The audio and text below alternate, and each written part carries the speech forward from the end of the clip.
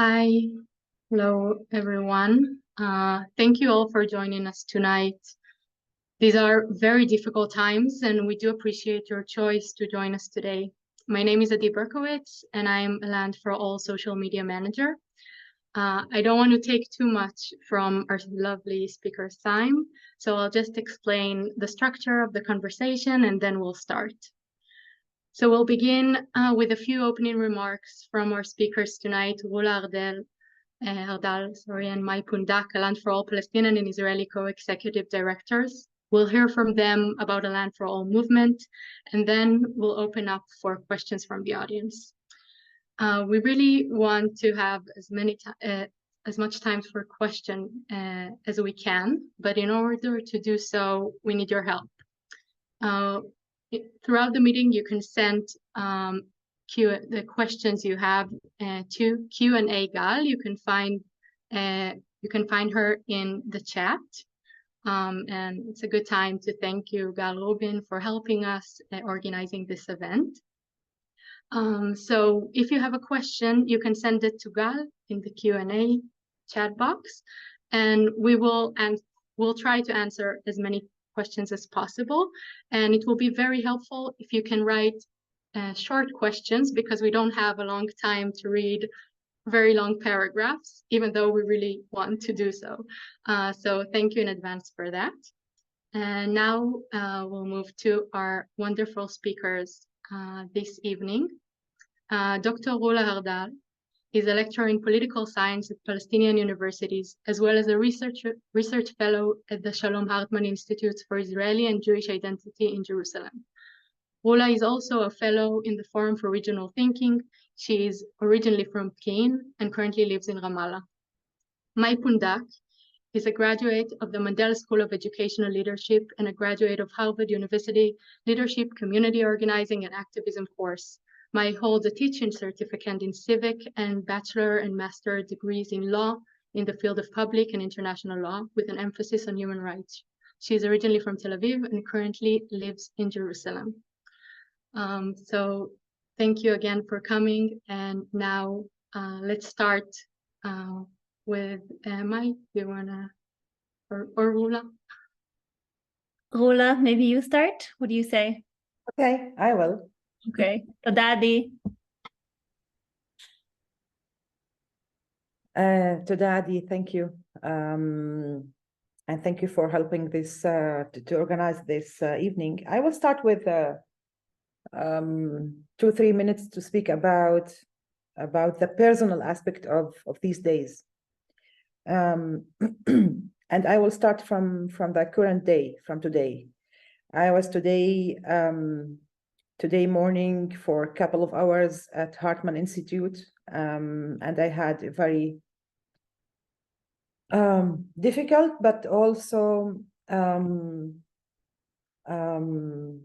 positive, I would say, conversations with colleagues that I don't usually have a conversation with them, because they come from another political vision, another groups of the Israeli society, and I'm speaking about, maybe I can call them from the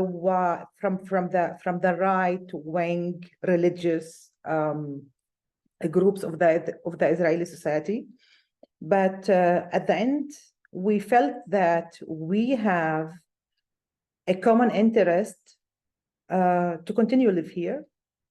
And we are able to start a conversation about our fears, about our feelings, and about our political orientation. But it's not the case, it wasn't the case actually during maybe the 2-3 weeks when following October the 7th. I have to admit that for maybe 2-3 weeks, I couldn't speak. I couldn't even breathe at that days. I had my fears, my own personal fears, and my national fears also, because I belong to a group. I'm a citizen in the state of Israel, and I am Palestinian. and I live in Ramallah. My family is in the northern part of Israel, and I work at Jerusalem. I do have Israeli and Palestinian friends from this place, from the Jordan to the sea, and I thought it's different this time. It's different, and I don't know how much I can handle the whole situation, the killing and the terrible consequences of the Hamas attacks on the Israeli side, a week after the harsh bombing of Gaza Strip by the Israeli army or the IDF. And I was with the feeling all the time, should I leave now after the war? How is the war going to influence me and is going to influence my friends, my colleagues? How I'm going to continue working with my Israeli Jewish colleagues? I have to say that all of these fears I had much less regarding our group. I mean our group, the Palestinian and the Israeli groups in Land for All.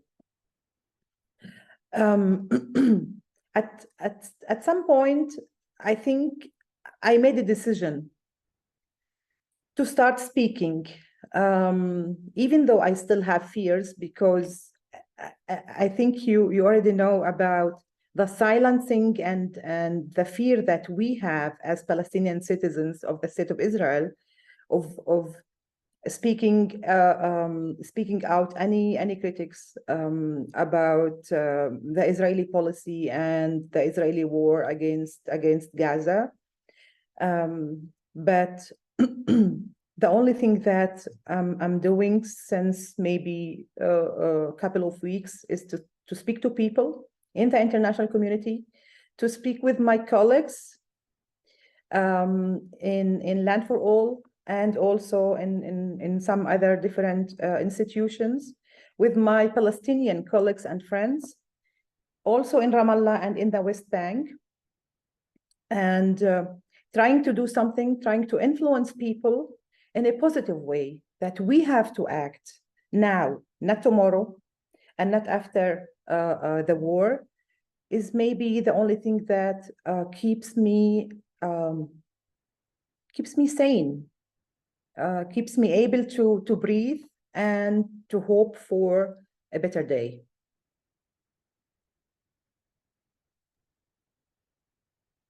Okay, thank you, Rula, and hi everyone. It's good to be among friends and new friends.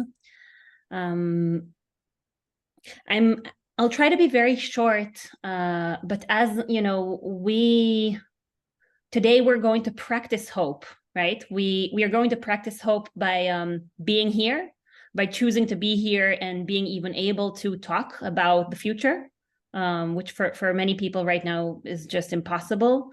And by virtue of having, the Palestinian and Israeli co-directors of an Israeli-Palestinian political movement striving for a relevant, updated, shared, equal future and political vision to solve the Israeli-Palestinian conflict.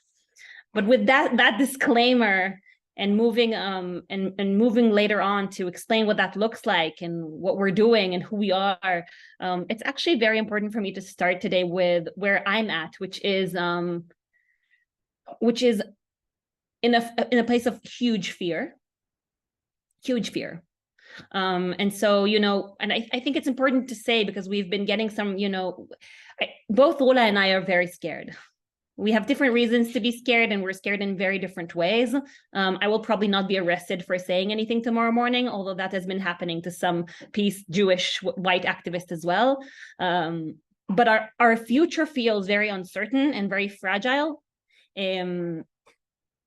What is going on in Gaza today is has to stop.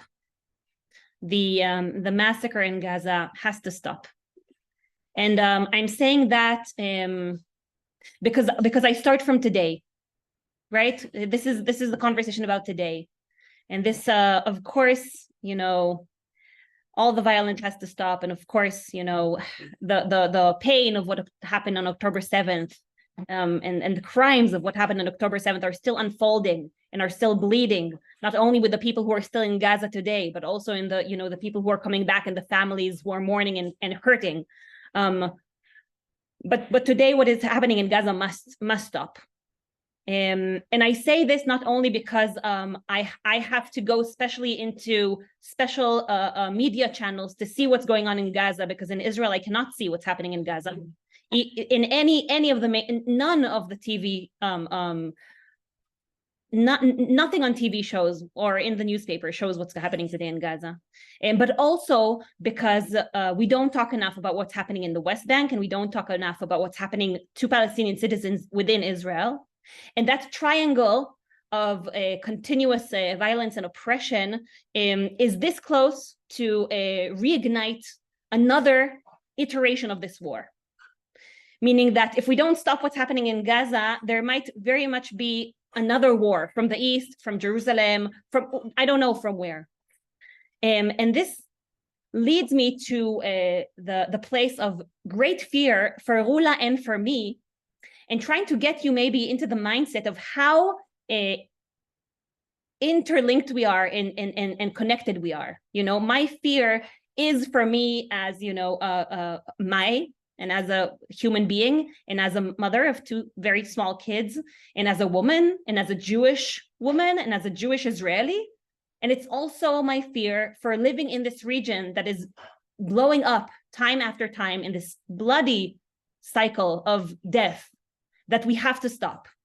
And we're all suffering from it, Palestinians and Israelis, some more than others, and some in different ways with different traumas, and different traumas triggered now. But it's very, I want to start from that place, because that's where I'm scared and sad. And so we will continue practicing the hope, and we will talk about that as well. But I thought that it's important to kind of state honestly how I woke up today. Thank you so much, both of you. And I would like to continue by a very important question, which is, what is a land for all?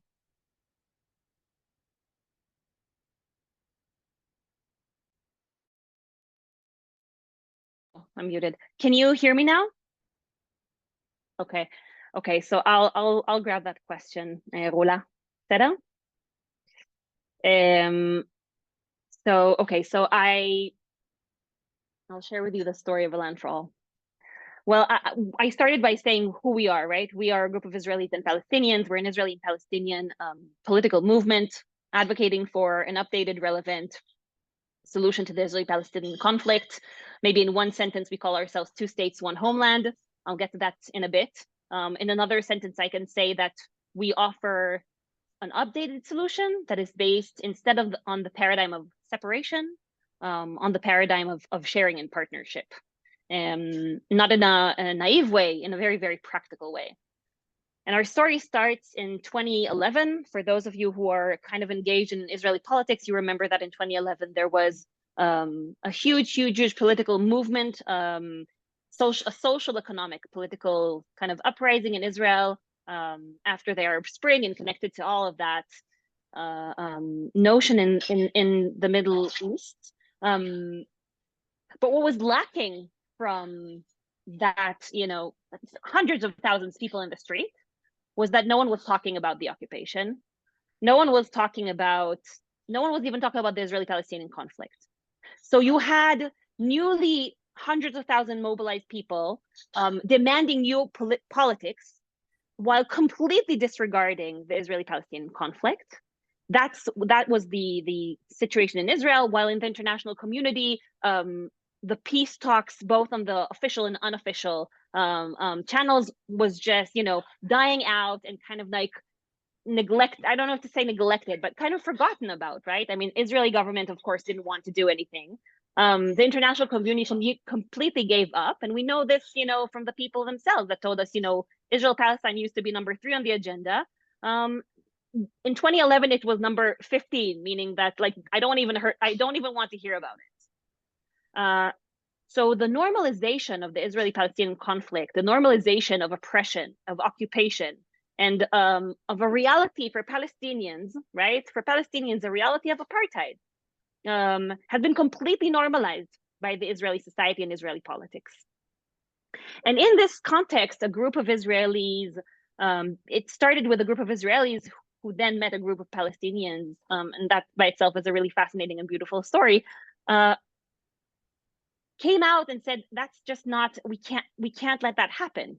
You know, we can't let, you know, our future just kind of disappear between our fingers and slip away. And one of the things that they came to understand and to think about is that the vision, the future vision, the horizon, the hope that this conflict can be solved, that disappeared. And I think that we've all been hearing about like the two-state solution is dead, right? It's very, very much alive in many ways right now. But if we would have talked 3 months ago, you know, we all heard this two-state solution is dead. We're stuck in this binary of one state, two state. You know, the two-state is dead. The one state is irrelevant for Israelis. And so we kind of say, oh, okay, there's probably nothing we can do. Let's just go to the fake status quo, which is, again, deepening oppression for Palestinians and like a sense of normality for Israelis, which of course is very far from normal, but that was kind of it. And people have gotten, people have gotten in Israel, and decision makers have been getting comfortable in that fake status quo. And I think that, you know, one of the things that we know now is that there's no status quo. There never has been a status quo. But that was where we were at in 2011. And this group of Israelis and Palestinians wanted to break that and decided that if, you know, we talk about the two-state solution, but no one is listening, and it has become a fig leaf, right? Or a feeling of like an empty shell that doesn't represent anything. And we know that because, you know, if you talk to a lot of Palestinians about the two-state solution, they don't hear anything resembling peace with the two-state solution. That doesn't remind them of peace. It reminds them of oppression. But you also have Bibi Netanyahu talking about a two-state solution, and then you'll kind of start understanding that maybe the two-state solution really doesn't mean anything anymore. So this group came together and started asking some difficult questions. What went wrong? Why didn't the two-state solution work? What assumptions have been made in the two-state solution framework for then 20 years, today 30 years, that we might need to check? What changed in the past 30 years that needs an update in order to offer, at least to have on the table, a solution that is relevant and acceptable and representative of the key stakeholders, which is Israelis and Palestinians. And so there's a lot to say about this, and I'll get to our political program in a minute. But I think that the first thing was looking reality in the eyes. And I think that's very, very important. Not to be naive, not to hold fast to something that isn't working just because we want it to work. Looking reality in the eyes. And when we look reality in the eyes, there are a few things. Number one, the homeland. And as some of you know, our tagline is 2 states, 1 homeland. The homeland is one. And we see a lot of difficulty with the river to the sea today. But that's, if we're honest and we actually ask Israelis and Palestinians, most Israelis and Palestinians have a very strong sentiment and a very strong connection, an unbreakable connection to the entire homeland. So Ramallah and Akko and Ramle and Lod and Yafo and Haifa, that's all Palestine. Yes, there's a green line. Yes, there's a border. Yes, maybe 2, but that's all Palestine. And Malasot, Judea and Samaria, or the West Bank, as we know it, means a lot to most Israeli Jews. And you see that now, even with, in the war, everyone's now wearing this the same keychain. We always refer to it. It's probably made in the same factory in China. Everyone's wearing the same keychain with a map of Israel, Palestine, but one has Israel behind it and one has Palestine behind it. So this notion of the fact that most Israelis and Palestinians see this homeland as something that they are strongly connected to, and that sentiment needs to be addressed and has been disregarded as something that is not really important in previous negotiations, is our starting point, which leads to many, many interesting iterations and many interesting ideas and many interesting new groups that can actually connect to this idea, because we start with that acknowledgement of that strong sentiment. And within that sentiment of a homeland, normally what happens is that people move to a zero-sum game, right? It's either or. What happens if we all care about the homeland? Well, it's either or we cut it in the middle, right? Split it into two. Something of a zero-sum game starts happening. We don't believe that. We see the starting point of a shared homeland actually as where it all begins, and where some political imagination needs to happen that is based on reality. So let's go back to reading reality. Separation. So you start understanding what this notion of sharing and partnership comes from, right? Like, we share the homeland. There's no other way. No one's going anywhere. But the paradigm of sharing takes us deeper into reality. Though reality doesn't talk about separation. Separation is pretty much impossible. And I'll give you just a few examples. There are 2 million Palestinians who are Israeli citizens. Think about climate. I think that's a really good example. Water know no borders. The water from Gaza in 24 hours reaches Tel Aviv. The beach of Tel Aviv is closed if there is a sewer link in the Gaza beach, which of course happens under a siege, right? So that's just to explain air pollution. You know, we can't start even imagining combating climate change separately. Our economies are tied, are intertwined and interlinked, not in a good way, by no means. But they're, you know, Gazans today use the shekel. Do you understand how crazy that is? They use shekel as their currency.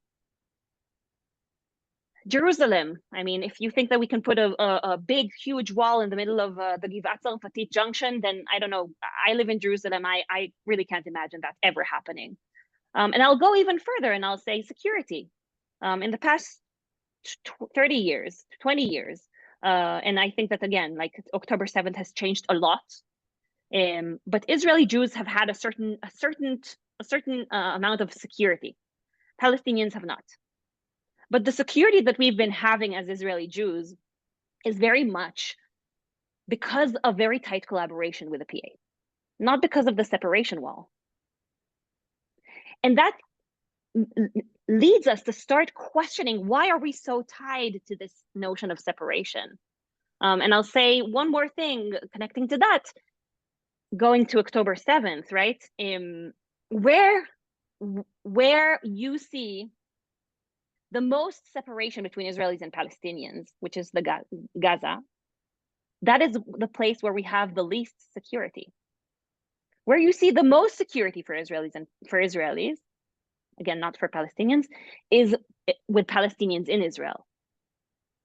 So what we did is to start questioning that, and from that, putting on the table our needs, our values, our interests separately, and that new paradigm of sharing this space, and what can happen from there.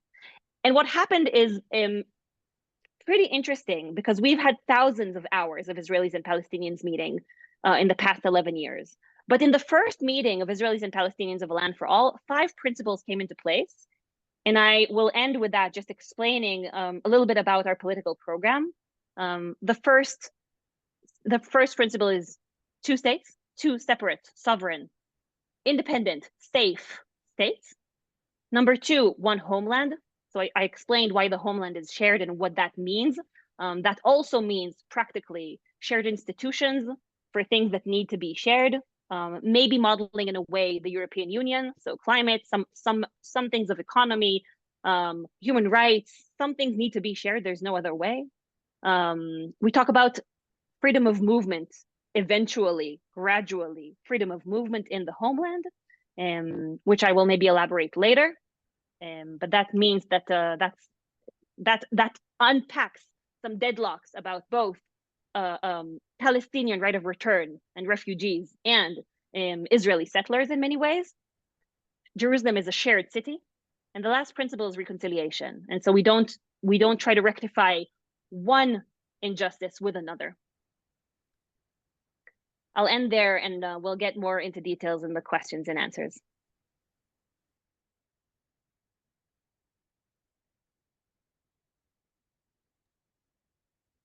Rula, do you have anything you want to add, Rula? Yes, I will continue from the, thank you, Mai. I will continue from the point you started to speak about, the principles that we believe we need to recognize and to agree about in order to, you know, to break the status quo that we have since many decades between the Palestinians and the Israelis. And I just noticed that Adi wrote down in the chat the website of our movement. And if you go, if you have a look on the principles on the website, you will see the main basic principles that we believe in order to have a political vision or to implement our political vision. We speak about democracy for all, freedom of movement for all, sovereignty to all, and a homeland to both national groups, justice for all, and Jerusalem for all, etc., etc. I'm going to speak beyond all of these principles and speak about the most basic political and moral aspects, and also practical aspects, that we need to emphasize as a background for all of these principles. I'm going to speak about 5 points. The first 3 of them are really interrelated and interconnected.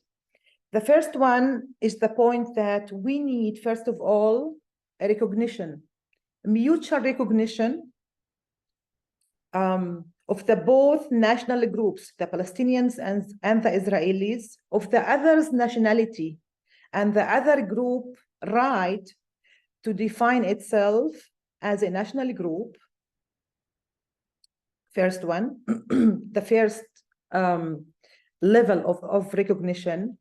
We need also a recognition of the Israelis, of the Zionist movement, of the Nakba and the suffering of the Palestinian people, what didn't happen until today, rather than threatening the Palestinian people now during the last couple of weeks of second Nakba and second transfer from their land, and also a Palestinian recognition of the collective memory and history of the Jewish people, not only in Palestine, but also, or during this conflict, but also and mainly in Europe through the Holocaust, which also designs the whole mindset and feelings of the Jewish people when they speak about themselves and when they think about the Palestinians and about any future solution. The second point or principle that I would like to emphasize, which is related to the recognition of both people as national groups, is the right of self-determination of both people. In our conversation with people, and I used to teach in several Palestinian universities during the last 8 years, and I hear this from politicians, from students, young people, and also from, you know, adult people and also academics, as well as on the Israeli side. Both people emphasize their desire and interest for self-determination, fulfilling the right of self-determination in the terms of the modern national states. And that's why we still speak about 2 democratic, sovereign, independent states, not in the way that the classic version of the 2-state solution speaks about or think or imagine it, but on other principles as we are speaking now.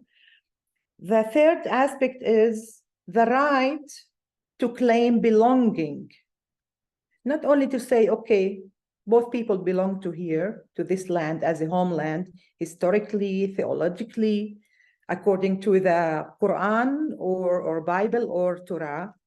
But more than that, the right, the collective right for the two national groups to claim belonging to this place and to claim also implementing their self-determination right in this place. The fourth point or principle is reconciliation.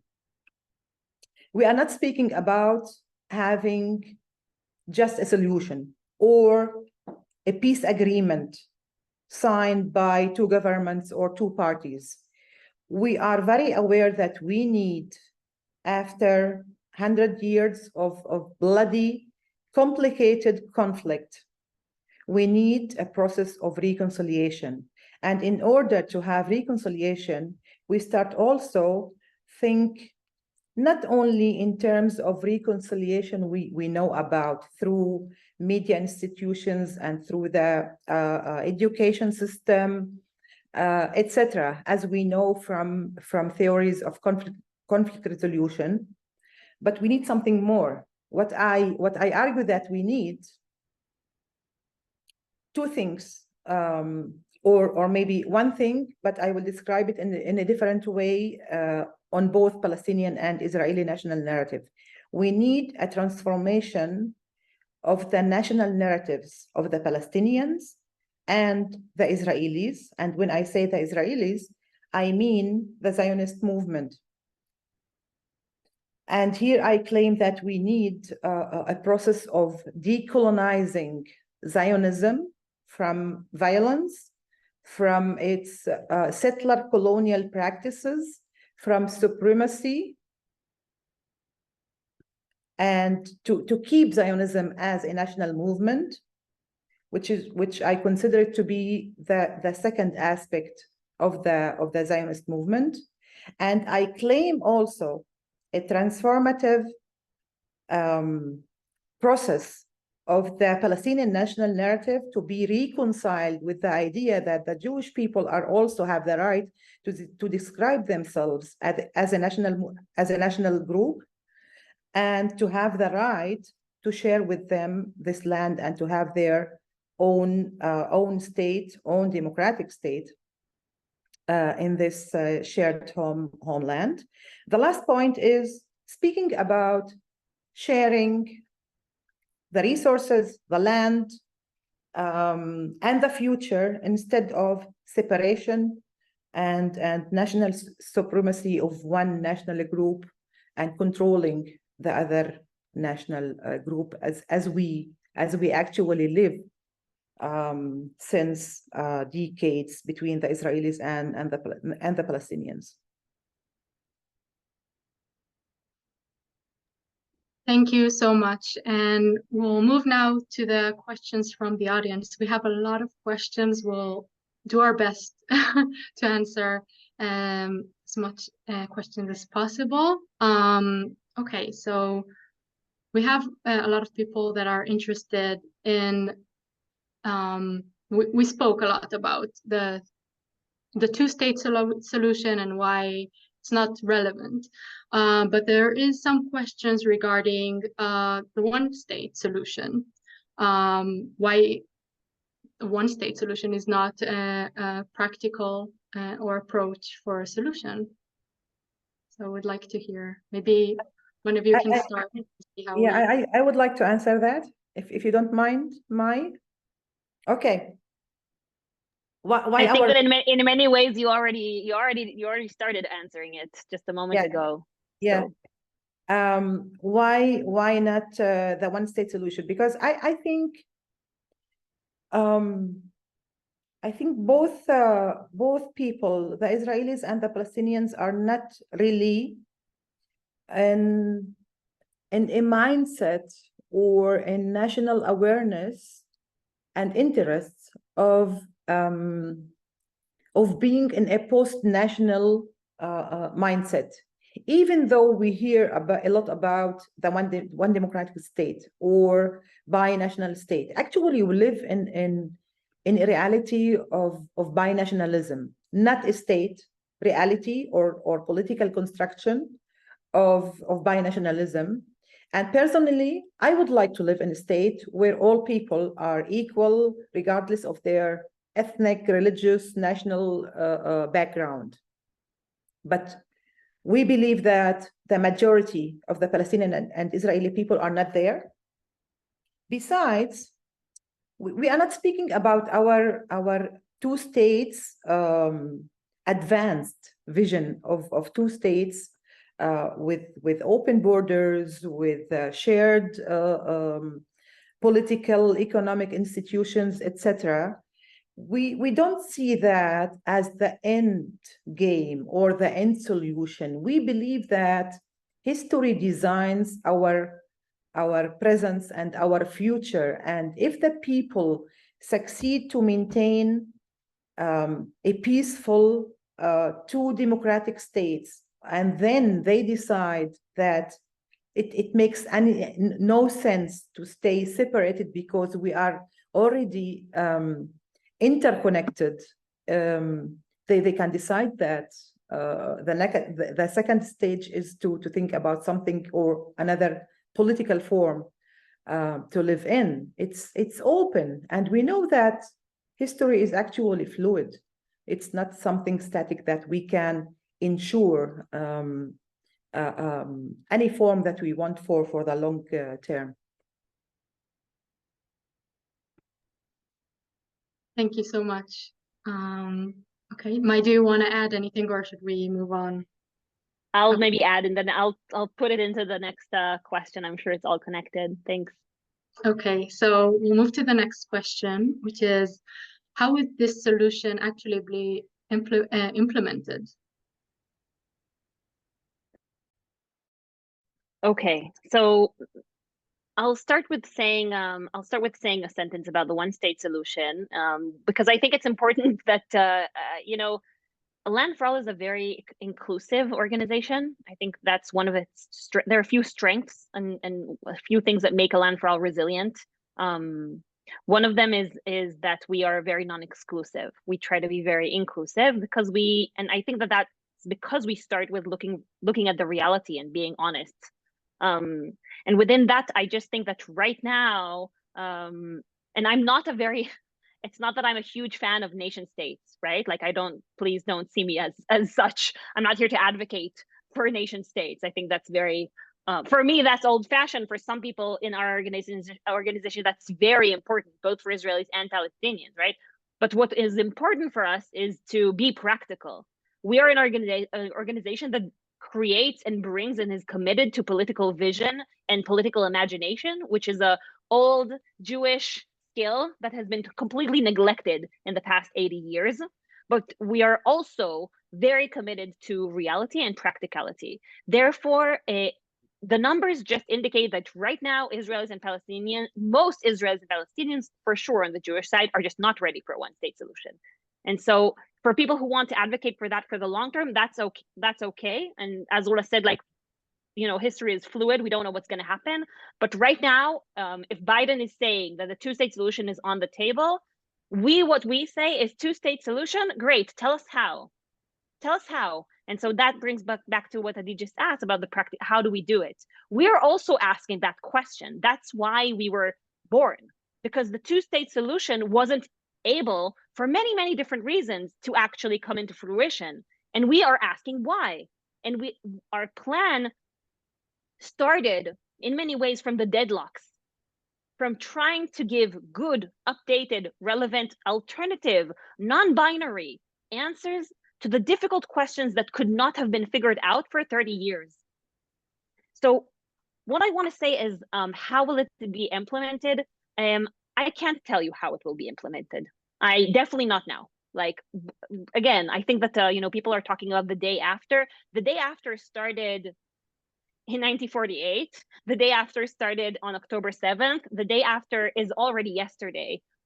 What we do know is that if we want to see a viable solution and a viable two-state solution, because we are in that framework of two-state solution, we have to be sure that A, it is committed to the right values, B, it is based on the interest, real interest of both people. And I think, again, that's one of our strengths and resiliences, is that I do this for my kids.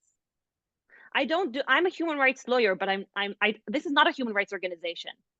I am not here to advocate for a land for all because it's the just and equal and right thing to do. And it's not because I love my Palestinian friends, although I do think that it's the only solution that gives us justice and equality, because those, by the way, are mechanisms for sustainability, but also because that's what's right to do. I also do love Rula and my Palestinian colleagues, but I don't have to.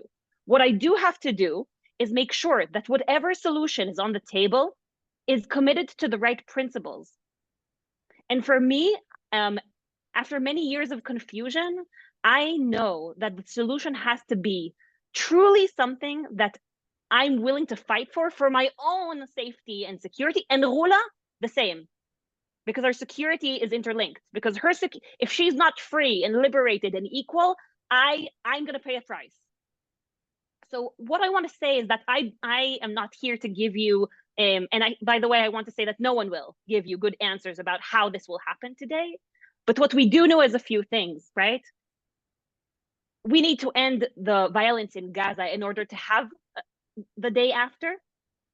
We have to have a serious transition period with a lot of help from the international community. And by help, I mean sincere, serious intervention that we haven't had in 30 years or in 56 years of occupation. And we have to have an end game, which we didn't have in previous iterations of negotiation. And all these things have to be worked into the same framework of the principles we think of a land for all, of sharing and shared interests rather than separation, so that they will actually be acceptable by the people and be able to work and build to a sustainable future and not to another cycle. Thank you. Each one will answer a question, I think, otherwise we won't have enough time. Thank you. So we have a question about security. We have several questions about security. This question refers to Israeli security under this vision, given the attack on October 7th and the ongoing violence against Israelis. I will also broaden it to Palestinian security as well, if we want to speak about security more in general, but also answer this question. Thank you. Actually, I'm not maybe not the correct person to speak about security. None of us, we are not security experts. But none of us, I mean Maya and I, but I would say maybe one or two things about security. I think that what happened in October 7th is the most clear evidence that the Israeli security doctrine policy is actually collapsed in October 7th.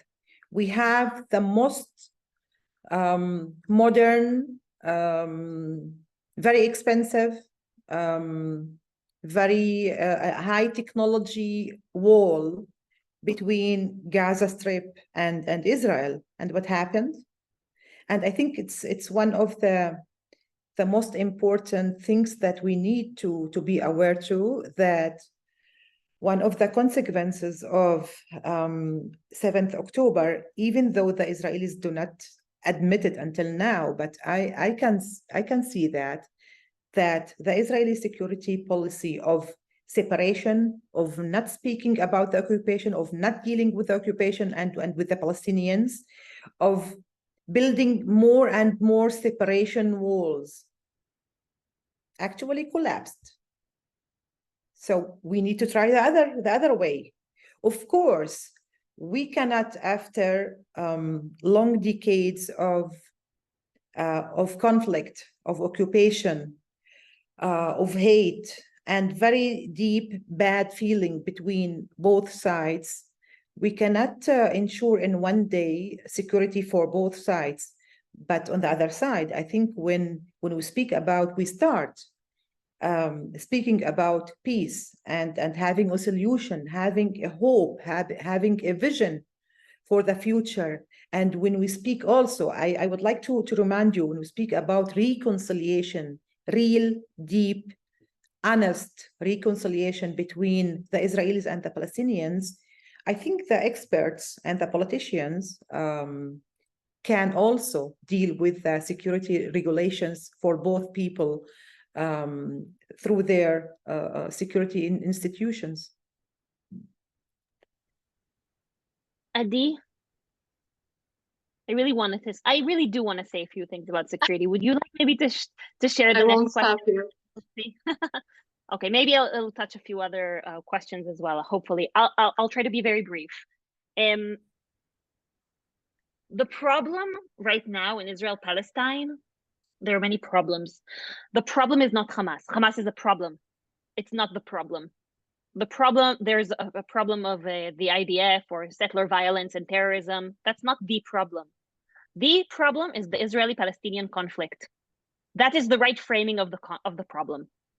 So that's very important, I think, to acknowledge. Number two, there is no military solution. I'm not a pacifist. I'm not saying that there shouldn't be, Israel has a right to defend itself. But there is no military solution without a political one. And we know that regarding security, we know that from 73, and the war in 73 and what happened in 79. 73 was a threat to the existence of Israel. 79, there was a peace agreement that stands till this day that provides security for Egypt and Israel. That is part of our narrative. That is why it's so insane to me that we are just, it failed us. It helped us. We know that that's what helps. That is the only thing that will give us security. So I really am, and again, I'm not a pacifist, but what's happening today in Gaza is not going to give us security. It's not. What will give us security is a political solution, once and for all. And this solution has to take Palestinian security as well into the table, because when we talk about security, it's normally security for Jews and not security for Palestinians. And I'm not saying this like with guilt and shame. I'm saying this, again, very practically. So that's extremely important for me to explain, that when people ask you about security, that is the answer. Solving the conflict with a political arrangement that works for both people, that is acceptable and sustainable and updated and relevant to reality. I'll just say a few more things because I think that our political program does challenge some assumptions about security. But I want to give you the EU as an example. Would you 80 years ago imagine that French people will cross the border to Germany and not even know where the border is? Northern Ireland, not too long ago. Would you imagine that? Our idea is not naive. We don't say that there are no security issues. There will be a border. It will be a gradual process. But we won't let people, the freedom of movement is based on security, but it's not based on an ethnic or collective punishment. It's based on personal security problems. And again, we can handle that. If we can handle everything going on in Israel, we can find a way to create a more porous border that will allow both freedom of movement and security for both people. That's also very important for me to say. And one more thing, again, that I think that our solution gives and answers about security is that once the homeland is really shared, and once reconciliation and the end of oppression is ongoing, there's much less interest, and it's much harder to penetrate that collective wall of shared space. Right? In Jerusalem, you see less, attacks because Jerusalem is a shared space. You don't know who it's a different kind of attack. It's a different kind of security issue. So I kind of want to say that as well, that like if we follow the mentality of this homeland really being shared, that also means that we all have an interest of protecting it. We won't be in the mentality of Palestinian people fighting for their right, of freedom, and Israelis being everly scared for another, another iteration of our ongoing trauma. So think with that. It's difficult to imagine these days, but we have to, because we have a very small moment of opportunity right now to create actual, real, sustainable security for Israelis and for Jews and for Palestinians. This is the time. And I don't know when the next opportunity is going to show itself. So we have to seize it, and we have to come with the right set of principles and right set of alternative ideas and right keys to unlock this ongoing conflict. Sorry, this was much longer than I expected, Adi, but I got into it, so I apologize. Thank you. Another important question: how do you gather support, widespread support for this vision, given the religious fundamentalism on both sides? And even more in general, how would you think religious can fit into this vision? Okay, I think one of our problems on both sides that we were taking the majority of the people. I don't think that the majority on both sides are extremists politically and in terms of their religious beliefs.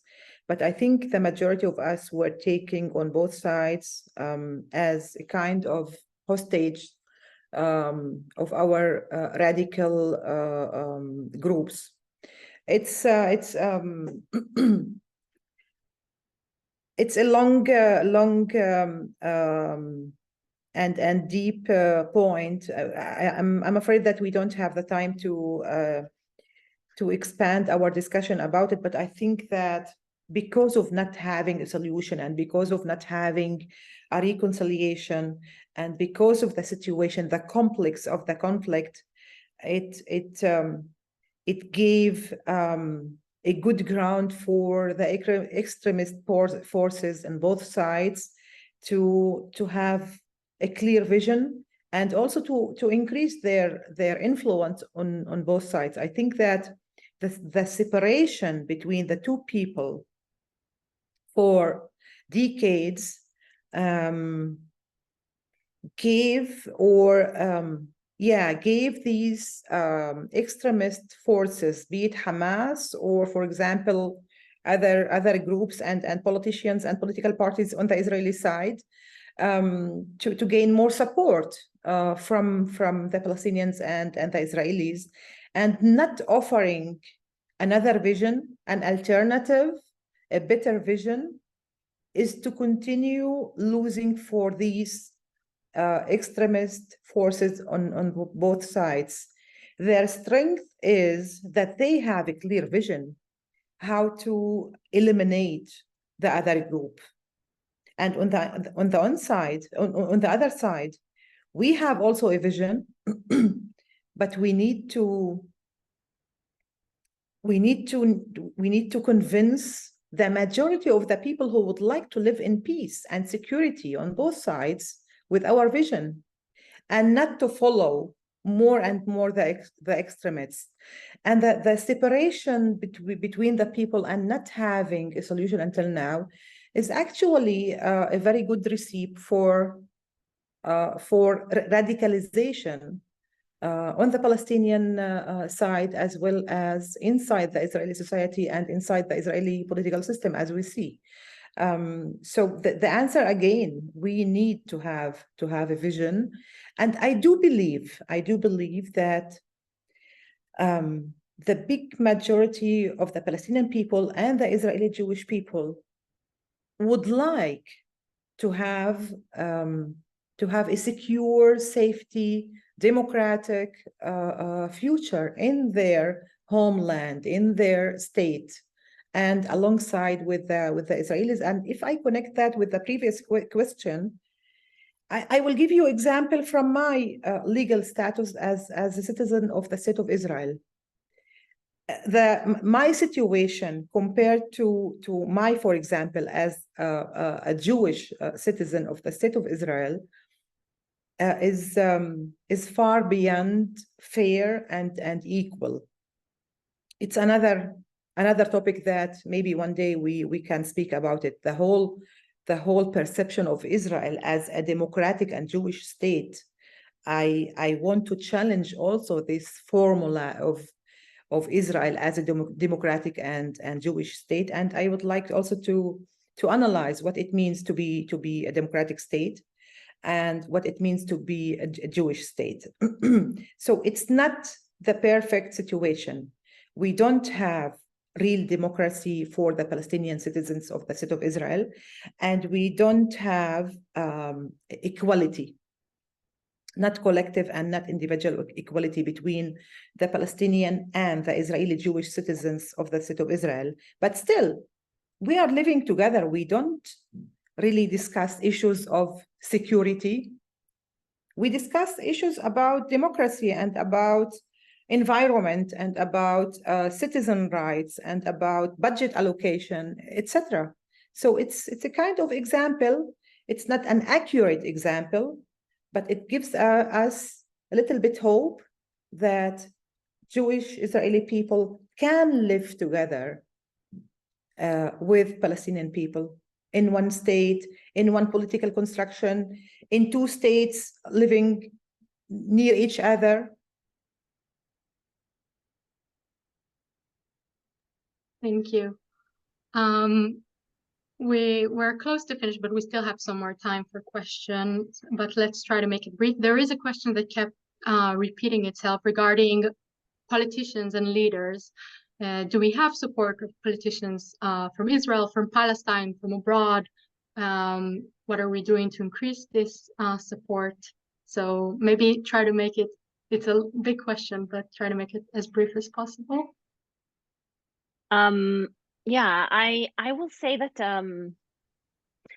I'll just say one sentence about the religious component, and everything that Rula said is true, and we are both now sucked into a very radical reality on both sides, and it's awful, and there's really no political leadership otherwise.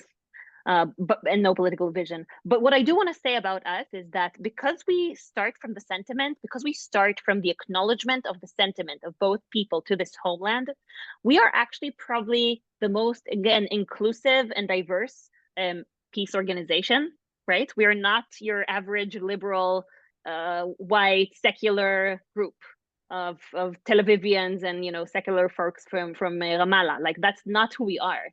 We actually have religious people, we have traditional people, we have people, we have Jews from all places and all, origins. We even have settlers who support this initiative. And that's very important to say, and that's very hard and difficult and challenging for some of us. But there are actually people who, and I experienced this in events of A Land for All. I see people who are Haredi people coming to our events, but also just, traditional Jews wearing a yarmulke and saying, thank you for creating the first space in my life that I can be both a traditional or religious person and a peace activist. I've never experienced that in my life. So thank you for creating that space for us. And so again, I think that's a huge strength of what we do. And what's so special is that we start, where's the starting point, right? And who do you invite into the conversation? And again, we do it because that's what we should be doing, to follow our justice and equality and inclusiveness, but we also do it because that's the way to create a sustainable solution, right? Okay, to the question about support. I want to be humble, but I also want to be honest with you guys. Like, I'm running, I don't know what to say. Like, we're running around between diplomats and between state representatives and calls from all over the world of really some of the highest leaders in the international community who are seeking our advice. And that is a really incredible position to be in. Also a lot of responsibility. But what we are hearing is that the leaders of the world have no clue on what to do right now in Israel-Palestine. And that they are humble enough to say, we don't know, and we need the guidance of local people and local movements and grassroots movements like you. But also we understand that what we have and what we know is not relevant and it's not gonna work. We know that we need to, we know that if we talk about a two-state solution, it needs to be an updated version of it. We know it. And so we've been really finding ourselves in this unique position of actually trying to, create a set of principles that can, again, like if you want a two-state solution, please tell me how. Because if you tell me what I've heard for 30 years and hasn't been working, that's probably not good enough. And we try to do that from a place of a lot of respect to our, to everyone who's been doing this work for this whole time, but also with a sense of sincere commitment to our principles and values, which we find to be very, very helpful for the leadership in the international community for sure, and hopefully here in Israel, Palestine as well. I would like to add another 2 points regarding this last question. I think we need new leaders, new political leadership, new political systems in Palestine and also in Israel. I cannot imagine any settlement of the solution, any implementation of our values, our vision, with the majority of the current Palestinian as well as Israeli leadership, political leaders. I think we need both the Palestinian people and especially now they speak about who is going to continue leading the Palestinian people, and especially Gaza, the PA or someone else, or Israel, or maybe international forces, etc. I think we need new political leadership in Israel and in Palestine that are able to make this paradigm shift from separation, from fighting, from not recognizing the other, to a new paradigm of thinking that we spoke about this evening. And we need also a new paradigm among the international community. I would like to see also a paradigm shift, the way that the American administration sees the whole issue in the Middle East, and especially the Israeli-Palestinian conflict, and the European Union, and also the communities inside Europe and America. Be for us, be for me and be for the Palestinian and Israeli people and their right to end this bloody conflict and support them in ending this bloody conflict, not likewise what we had during the last 3 decades, especially after the failure of Oslo, that the whole world actually, including the Israelis, tried to shrink the conflict, to manage the conflict, to speak about improvement, economic improvement of the Palestinian people. It's not a solution. I have to add, Andy, I'm sorry for driving you crazy for keeping us on point. That I also think that not only does the international community has a lot of responsibility, as Rula said, in a way, of what has been going on here, and not to blame anyone but ourselves, right? But I think that there is a sense of responsibility that hasn't been acted on. I also want to see that we should learn from international other conflicts that have been resolved in the past 30 years. And if we follow them, some of them that are actually sustainable, the solutions have been based on sharing rather than separation. And again, Northern Ireland and the EU, right? What else can the EU advocate for if not for a solution that looks something like this? I think that's really important. And the other thing is that the world is very much stuck in the binary of pro-Israel or pro-Palestine, very much. And it's getting very personal and very local for definitely in Europe, but also in the US. We don't buy that binary. We don't buy that binary. We break that binary because we know that what is good for Israel is good for Palestine. If we follow humanity and dignity and respect. So I think that the world also needs, in many ways, and we hear it from them, they need us to help them get out of being stuck in that, oh, are you pro-Israel or pro-Palestine? Do you condemn Hamas or do you condemn what's happening in Gaza? Like, as if you have to choose, as if you don't start from being a human being that is like you know, how can a human being not be just devastated and broken by what happened on October 7th? What kind of a human?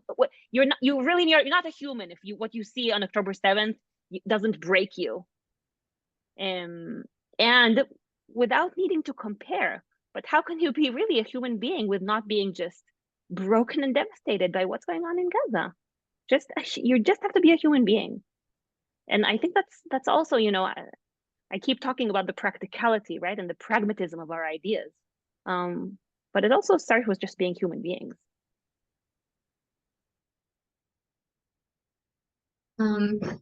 Thank you so much for your words.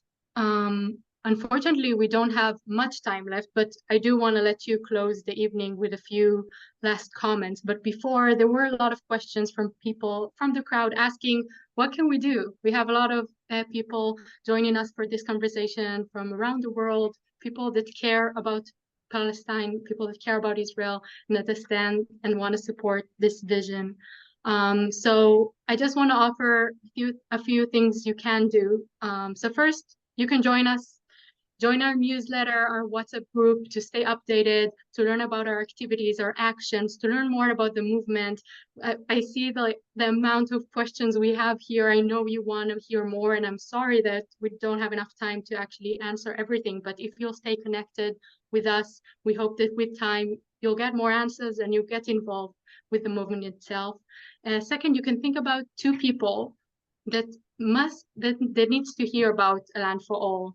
Tell them about us, tell them about what you heard. We'll have this recorded, you can share it with them, and tell them to join us as well. And the third thing is to support us. We have the vision, we have strategy, we need more resources to grow, to increase our impact, and we always appreciate help by supporting us, by joining us, or whatever you can do. And thank you again for joining us tonight, for taking the time to listen to the people on the ground, promoting peace, even in these horrible, difficult days. And I would like to bring back the conversation to Rula and Mai. If you have a few words to add to close this event. And again, thank you. Rula, בבקשה תתחילי. יש ממש, I have really 2 sentences. I would like to thank all of you, although we didn't have in this format of discussion or event a lot of eye contact and the possibility to see each other and to speak a little bit more, and to expand all of the points that we were talking about and you would like to hear more about. But still, I would like to thank each one of you personally for attending this event, and I will join Adi with her closure. Stay connected, please, and think about what you heard today from us, and we would like to stay in contact and to continue this conversation. So I'll end with really 2 points, short points. One is that we have been moving over the past year, I would say, into an interesting new structure in our organization of a shared board. Not 2 separate boards who work together, but actually one board shared, in order to actually practice also what we preach. We were supposed to have a whole long process and start this board actually in February. And then October 7th happened. And our board was there. And our first shared board meeting was October 10th, which is just, even for me, when I do this every day, all day, it's incredible and so unobvious in this atmosphere, and not at all what many other organizations are experiencing. We are actually feeling devastated and broken. It's been very, very difficult. And every day that we continue to exist in this format is a blessing and a miracle. But we work very, very hard, and we stick together because we do this for our own sake. And I want to kind of give that hope to you guys, right, as well, guys, and anyone who are not guys. I want to hand that sense of hope, not because, you know, because we need it and we deserve it, but also because we are doing the work and we are growing, and more Israelis and more Palestinians want to join us today more than ever. So, you know, this is something really, really special that both needs you to support it and join it, be a part of it, but also is very real. And that's such a privilege and an honor to do these days, and really gives us hope and making us being able to continue to work. Yeah, and the other thing is just the sense of urgency. This is the time to commit to a just, sustainable future for Israel Palestine. This is when the conversation is happening. It's now, it's yesterday, it's tomorrow. And so I really encourage you all to participate in that conversation. Be true to your values, be true to your interests and your needs, be true to yourself, but be sure to push anyone and everyone who's willing to listen that there are Israelis and Palestinians on the ground doing this work, promoting a just and relevant political vision that can actually work. And that even if you don't accept all of what we said today, I hope that you understand the principles. And the principles can be articulated in many ways and translated into many political programs. But these are the principles that will keep us, allow us to get to peace. As that's what we believe. And so if you believe that, you can read more and ask more and do more, but then please go and scream it everywhere, because the time is really now.